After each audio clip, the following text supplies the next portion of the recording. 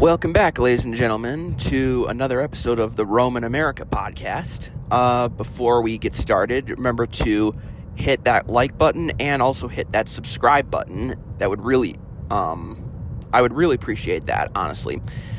Because, hey, I want to get my numbers up and I want to get the message out. So, yeah, hit the like button, hit the subscribe button, and yeah, let's get into it. So, there's really not one thing in particular I want to talk about today, but I guess I want to talk about two things that represent the unfairness of this world and why the world just seems like unfair sometimes. So one of the things was over the weekend, and this was a few days ago, but over the weekend, if you saw it, you probably saw another piece of news out of the Middle East in this war that has swept the entire region. You probably saw that piece of news where an Israeli soldier essentially knocked down and destroyed a statue of Jesus.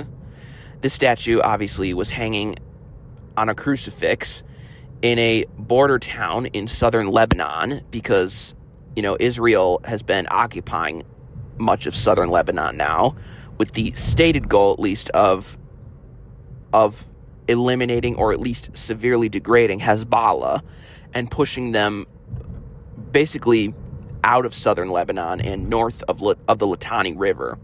And in the process of that, there was an Israeli soldier that entered a village. I do not know the name of the village, but it is along the Israel-Lebanon border on the Lebanon side. And the village has, I'm assuming, a significant Christian population. And, I don't know the exact numbers, but I'm assuming it's a significant Maronite Catholic population, because I do know that the Maronite Christians, that they have a significant population in the that they have a significant population in Lebanon. And as people know, Lebanon used to be a Christian majority country until the creation of Israel, and then a lot of Christians that were in with that at the time mandatory Palestine, they eventually then fled to Lebanon. And, not just the Christians, but many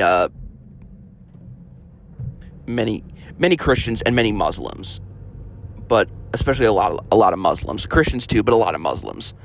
And then, of course, it got even worse with the creation of Hezbollah in 1982, and in response to Israel's invasion of Lebanon that year. And so, the Christian population of Lebanon has severely declined since then. And, this is just the latest incident in what appears to be, the decline of Christianity in Lebanon, which for a long time was really the only Christian majority state in the Middle East. And you really do have to wonder why the Christians of the Middle East seem to always receive the short end of the stick in these conflicts. And I guess there's really no good answer to it other than, certain decisions result in certain actions, whether it be by the good guys or the bad guys, whoever you're referring to. And I guess all you can do is, spiritually reflect on it and say that you hope it ends and that you place all your trust in God, place your trust in the Lord, and basically say that, hey, that things can get better if enough people want it to get better. And, a lot of this persecution of Christians in the Middle East, a lot of it has resulted in martyrdom. And I think that is something that we need to remember, is that we must firmly stand by our faith, and that we should be willing, if necessary, hopefully we won't have to, but we should be willing, if necessary, to become martyrs for our faith. And, I see that a lot from Christians in the Middle East, whether it be in Palestine or Lebanon or Syria, or even more recently in Iraq, that, then we must, stand firm. We must not cower. We must not break. We must not bend. We must essentially do what is necessary to survive within the bounds of morality, of course. And I guess that leads to my next conversation. So this is an irrelevant fact. This is another piece of news that came out. This is more domestic and it's more political. It's really doesn't have as much to do with that. So recently there was a referendum in the state of Virginia that would have essentially changed gerrymandering laws with regards to the Democratic and the Republican parties of the state of Virginia. And under this new gerrymandering law, Virginia, essentially the entire western half of Virginia would become one congressional district, and the entire eastern half of the state would be divided up into 9 or 10 new districts. And I'm assuming, 9 or 10. And apparently, this would result in Virginia having essentially nine Democratic representatives in the House and only one Republican. And I guess, the underlying story that I guess I would like to address within that piece of news is that there are people in this country who are willing to do anything to get power. They believe in the concept of there is no truth but power, and they don't believe in the rules of law that they purport to be defending, that they claim to be defending, and that really at the end of the day, it's all just a power grab. As some people say, everything is fake and gay. It's all an act. And at the end of the day, what happens in America is all just a power grab. And it really does make me think, what is the future of America if that's the standard? Are people going to continue down this path where we play by the rules, which might be the more moral thing, but it results in us just outright losing? Or are people just going to say, you know what, to hell with the rules, I need to do what is necessary to secure power? And that really does make it beg the question, is anything really fair? Or is this all just about who can work around the system the best? Or, does this system even still exist? Does this system where fairness and equality under the law, does this system still exist? And, it seems almost self-evident based on certain things that have happened over the past decade, that this system, if not dead, is still dying out. Really.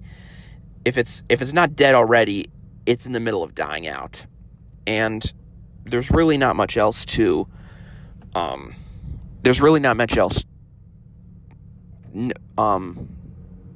that you could say about it. There's really no other conclusion that you could reach.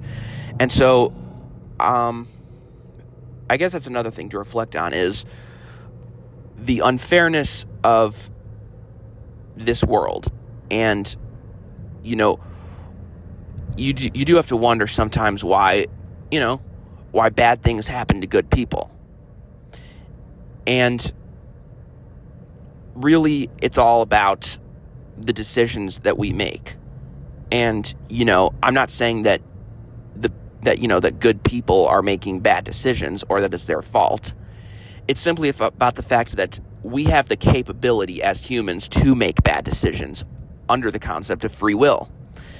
And so really that's what it comes down to. It's all about, people make decisions, and those decisions have a certain impact,